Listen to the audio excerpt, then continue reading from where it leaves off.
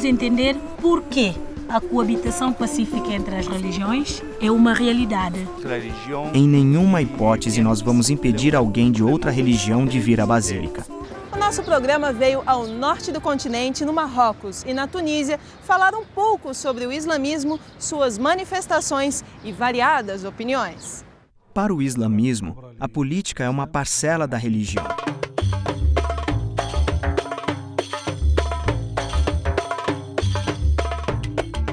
No continente africano, a variedade de crenças reflete o espírito religioso de seus habitantes, mas também a tolerância com que aceitam e assumem as igrejas e credos.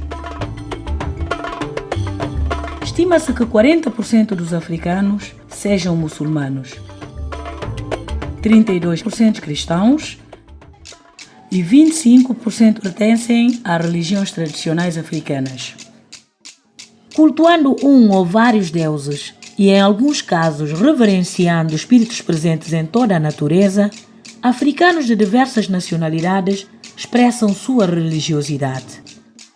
É um pouco dessa realidade que você vai conhecer hoje no Nova África.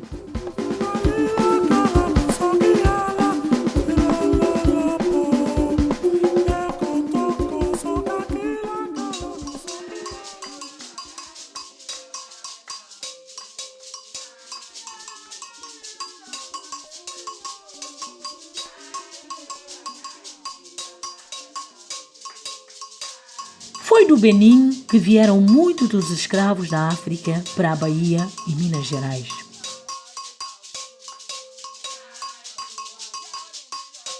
A Porta do Não Retorno é uma homenagem aos milhares de negros cativos que foram levados daqui. O litoral do país chegou a ser conhecido como a Costa dos Escravos. Era um dos mais estratégicos locais de embarque dos negros enviados à América pelos portugueses. A memória daquele tempo está neste prédio histórico. Na cidade do Uidá, no Benin, se encontra um antigo forte português construído em 1721. Forte São João Batista da Judá servia de depósito de escravos. Transformado em museu histórico pelo governo do Benin, hoje é um patrimônio histórico cultural. As crianças que visitam o museu aprendem sobre o passado de sofrimento de um povo e, com os ensinamentos, tentam construir um novo futuro. O museu recuperou peças que foram levadas pelos escravos. Há também um acervo de fotos que mostram as práticas religiosas originadas no Vodou. O museu pouvait être appelé Musée de l'Esclavage. O museu poderia se chamar Museu da Escravidão, mas nós decidimos chamá-lo de Museu da História, o que acaba sendo a mesma coisa. Nós temos gravuras que contam a história deste período da escravidão. Temos, sobretudo, fotos doadas pelo fotógrafo Pierre Verger, cuja fundação está hoje no Brasil.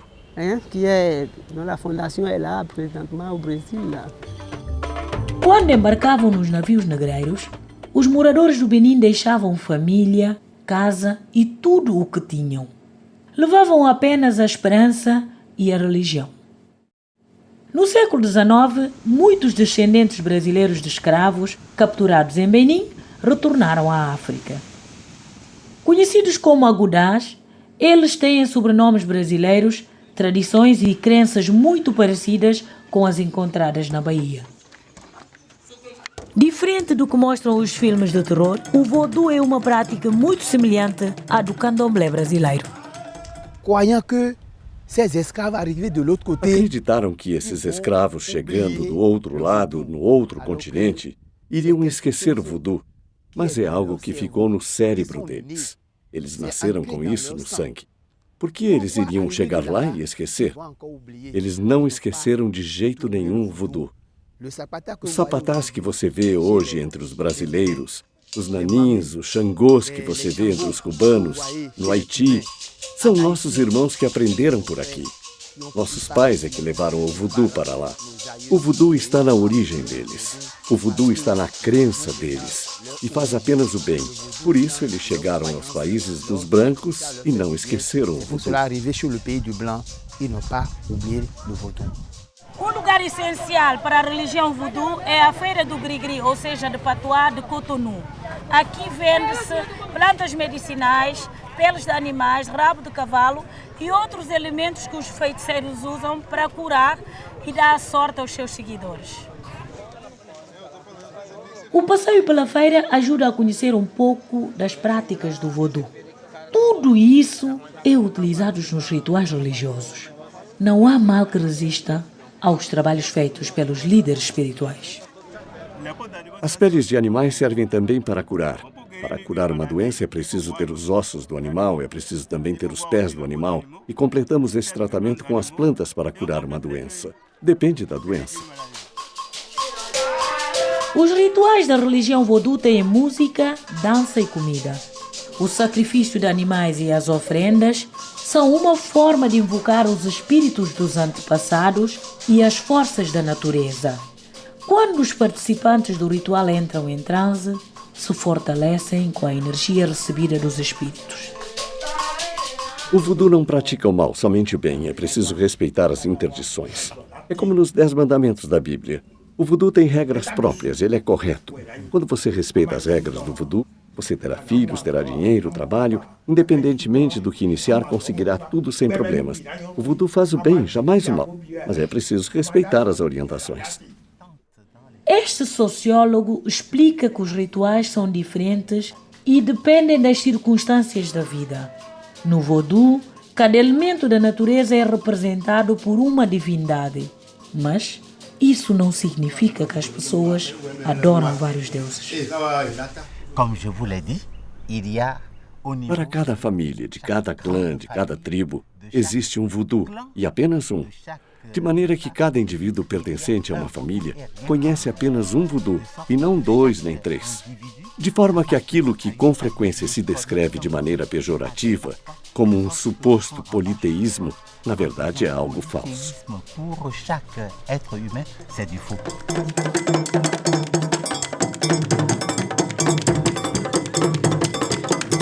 Este grupo musical já fez apresentações em vários países africanos e na Europa para mostrar a autêntica música voodoo.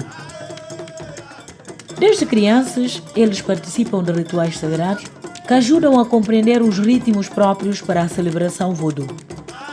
O grupo tem uma explicação para o sucesso que esta música faz no Benin. A prioridade das prioridades é o voodoo, porque você não pode viver sem a presença do voodoo no Benin. Seja de qualquer expressão religiosa, a pessoa precisa ser adepta do voodoo. Independentemente da multiplicação das religiões, todos em Benin são adeptos do voodoo. Todo mundo é adepto do voodoo.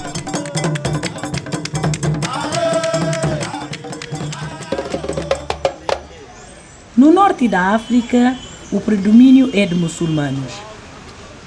Mas na África subsaariana, diferentes crenças estão lado a lado. Templos e pessoas de crenças diferentes convivem num ambiente quase sempre pacífico e muitas vezes ecumênico.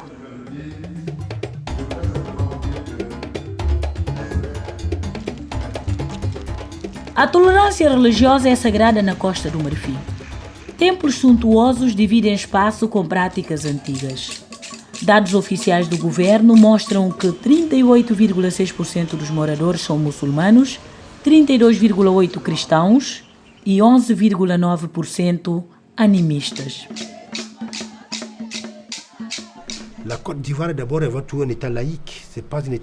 Costa do Marfim é um estado laico. Não é um estado confessional. Se você ouvir nosso hino nacional, vai ver que nós temos a pretensão de ser o país da verdadeira fraternidade, que queremos ensinar isso à humanidade. Nosso lema é união, disciplina e trabalho. Em Yamoussoukro, a Mesquita da Paz indica no próprio nome que as religiões podem coabitar de forma harmônica. Os muçulmanos que se reúnem na mesquita para as 5 orações diárias não fazem da fé uma arma de disputa política. É o que diz o Imam Sila. Nós vivemos em um país laico. Cada um pratica a sua religião livremente. Não há brigas, disputas, não há conflito entre os dirigentes religiosos. Se existe um conflito político, nós nos unimos para resolver e exortar os fiéis para que não haja desordem. Nas ruas da cidade, líderes muçulmanos, católicos e evangélicos se juntam em cartazes para fazer campanha contra a violência. Eles têm um discurso afinado. A paz também dá nome à principal igreja católica. No centro da capital política da Costa de Marfim encontra-se a basílica mais alta do mundo. Inaugurada pelo Papa João Paulo II, a Basílica Nossa Senhora da Paz é símbolo da fé católica na África. Construída na década de 80, a igreja custou 300 milhões de dólares. É uma réplica da Basílica de São Pedro, no Vaticano. As celebrações podem ser acompanhadas por 7.000 pessoas sentadas e 11.000 em pé. Aqui, tudo foi superdimensionado. A superfície de vitrais é a maior do mundo, 7.400 metros quadrados. O padre Stanislau afirma que a Basílica, um dos pontos turísticos mais importantes do país, recebe pessoas de todas as religiões.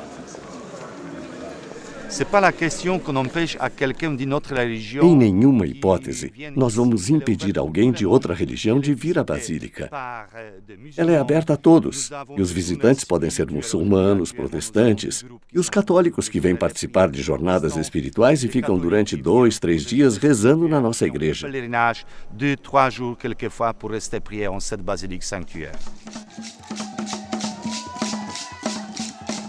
Embora não seja o que revelam as estatísticas oficiais, muitos estudiosos afirmam que o animismo é a religião predominante na Costa do Marfim.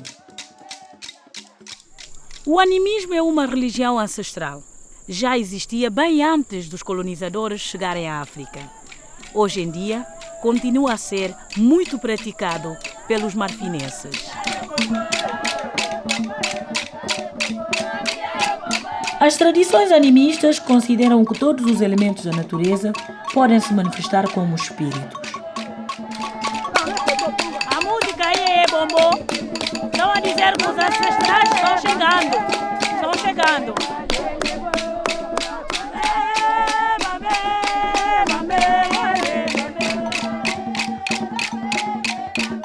Estas mulheres entram em transe para proteger a aldeia e curar as pessoas. Muitas vezes atendem adeptos de outras religiões. Não há problemas entre as outras religiões e as fetichistas. Elas não são perseguidas por outras fés. Vivemos todos juntos. Os que estiverem doentes, elas vão tratar sem problemas.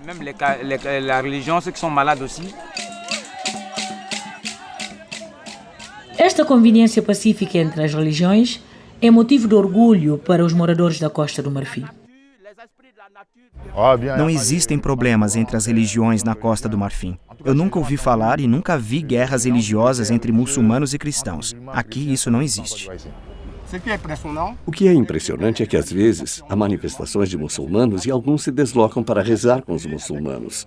E a mesma coisa acontece entre os muçulmanos e as outras religiões.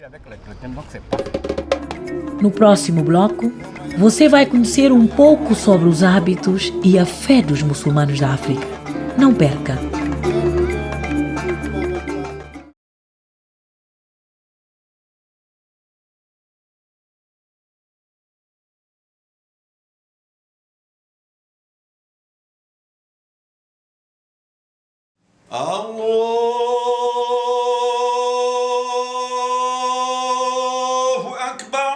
Em Casablanca, no Marrocos, a força do sol poente e o som da prece que alcança largas distâncias anunciam que mais um dia de trabalho e orações se foi no mundo muçulmano.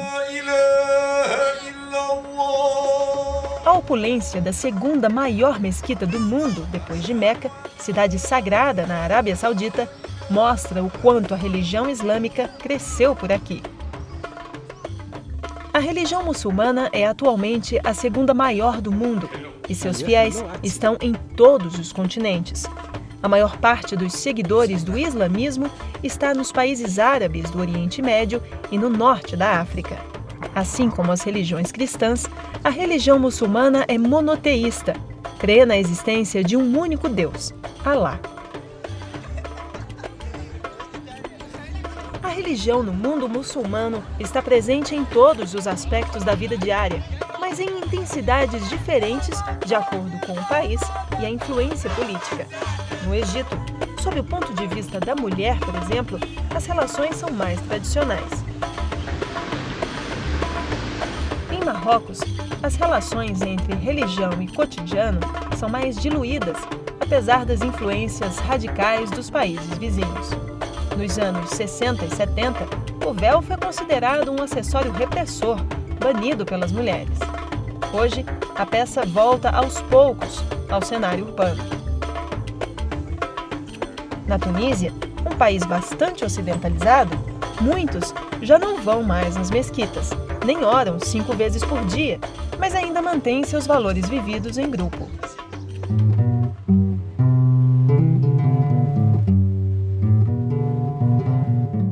Assim, nós viemos à Tunísia conhecer de perto uma tradicional família muçulmana de classe média. Hoje, a família Labidi nos convidou para o tradicional almoço de domingo. Uma oportunidade tanto para conhecermos de perto como a religiosidade se mistura à vida íntima do dia a dia.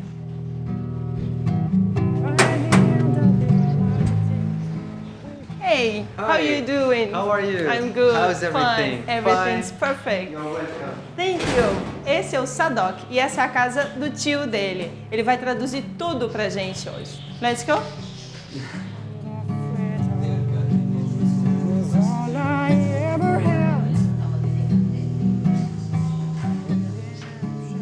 Si je vous parle de moi, je peux dire que je suis une femme plutôt... Se eu falo de mim, eu posso dizer que eu sou mais para uma mulher liberada de vários tabus.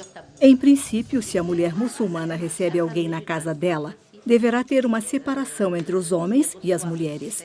Sempre quando recebemos homens, antes que eles cheguem, nós arrumamos tudo, a mesa, etc. Os homens comem entre eles e as mulheres comem entre elas. On se met à l'écart, les hommes seuls et les femmes seules. Meu pai tinha um pequeno negócio e usava todo o tempo dele para pensar em religião, para rezar 5 vezes, para ir à mesquita mais frequentemente, até mesmo mais de 5 vezes ao dia, porque ele tinha tempo para isso. Mas hoje em dia, nossas vidas, nosso mundo moderno, com esses valores modernos, as pessoas não têm tempo para rezar 5 vezes ao dia. E nossas crianças estão aos poucos se afastando da religião. Presque libéral. Allahu Akbar.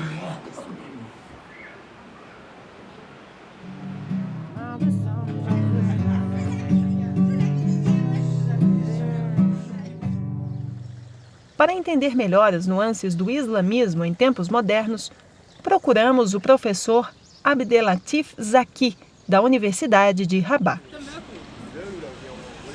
Antes do nosso bate-papo, o Dr. Zaki resolveu nos trazer numa das livrarias mais tradicionais e antigas de Marrakech. É aqui que se fala do Corão e do Islã. E se aqui alguém não encontrar um livro sobre o assunto, não encontra em nenhum outro lugar da cidade. Salam alaikum. Essa loja aqui em Marrakech funciona como um clube de leitores. Os donos também são escritores. E as pessoas interessadas no assunto, em religião, no Islã, no Corão, vêm para cá e passam horas batendo papo, tomando um chá e conversando sobre o assunto. Esse é o Corão, é o livro religioso, para nós cristãos, nós temos a Bíblia. Para os muçulmanos, essa é, digamos, a Bíblia do Islã. Foi escrito pelo profeta Maomé, não é? E ele só pode ser tocado, como o professor mesmo me explicou, por pessoas que passaram por um processo de purificação, pessoas que já são muçulmanas, de fato. Então, eu não posso tocar o livro, mas ele vai manuseá-lo para nós. O professor Zaki nos explica que o mundo muçulmano está em crise. E a reação a isso, na maioria dos países que segue o Islã, é um movimento no sentido do radicalismo. Eu acho que há muitas maneiras de se explicar isso, mas uma maneira é: os muçulmanos da região tentaram diferentes alternativas para o desenvolvimento de seus países e para modernizar e adotar novas maneiras de administrar os assuntos públicos. Mas eles falharam.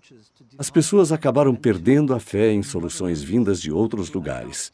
Então elas disseram: muito bem, se essa relação que nós temos com a Europa e se essas ideias falharam em resolver os nossos problemas, então vamos tentar achar outras soluções. E a única solução que elas encontraram foi tentar voltar às suas próprias origens, a essência da religião. Go back to the origins, to the essentials of their religion. Impossível não relembrar o episódio de 11 de setembro e como ele contribuiu para alimentar o preconceito contra o Islã. Teve grande impacto em tudo, nas relações entre o Ocidente e o resto. Para as pessoas daqui, o 11 de setembro foi um choque, uma das coisas mais violentas e trágicas que já aconteceram.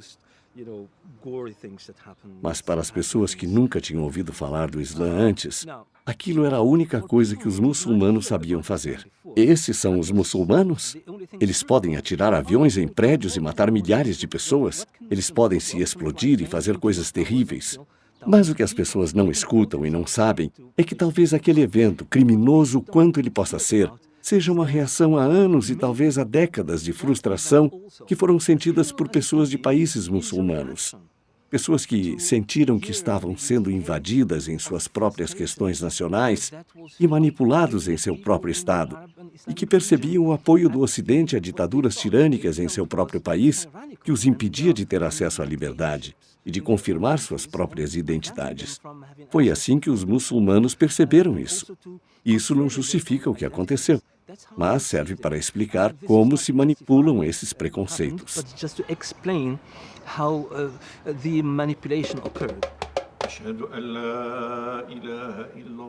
Do alto do minarete, é dele a voz que chama milhares de fiéis 5 vezes ao dia à prece. Muhaddin é a função de Hassan el-Alawi.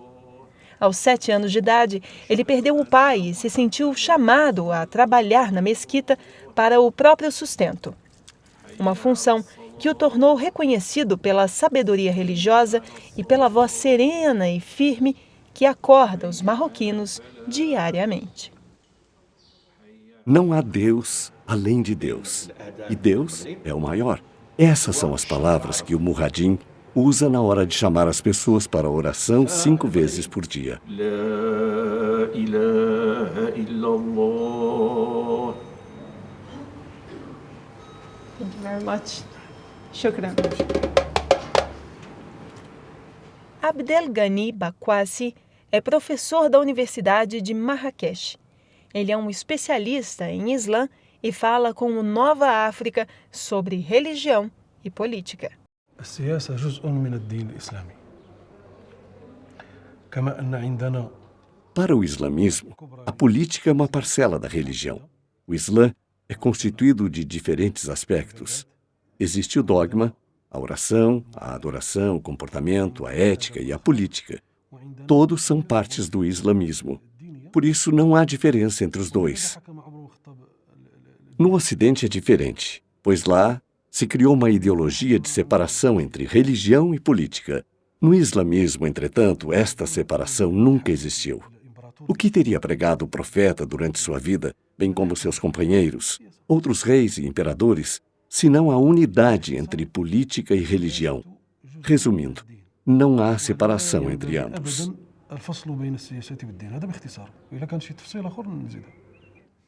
Quando uma mudança se torna possível, alguém tem que fazer parte disso mudando uma situação ruim, acabando com o mau comportamento e transformando em bons comportamentos. É do interesse de todos quando isso se torna possível para uma geração e para promover o interesse geral. Daí se torna interessante que o muçulmano participe da política. O profeta tem um ditado que diz: o melhor de você, que é do povo, é aquele que está envolvido com as outras pessoas, e quem é paciente com os abusos delas e com o seu mal. É alguém que pode ser paciente e aceitar o que os outros fazem. Assim, a ideia é que as pessoas devem viver dentro da comunidade e serem pacientes e tolerantes com os outros.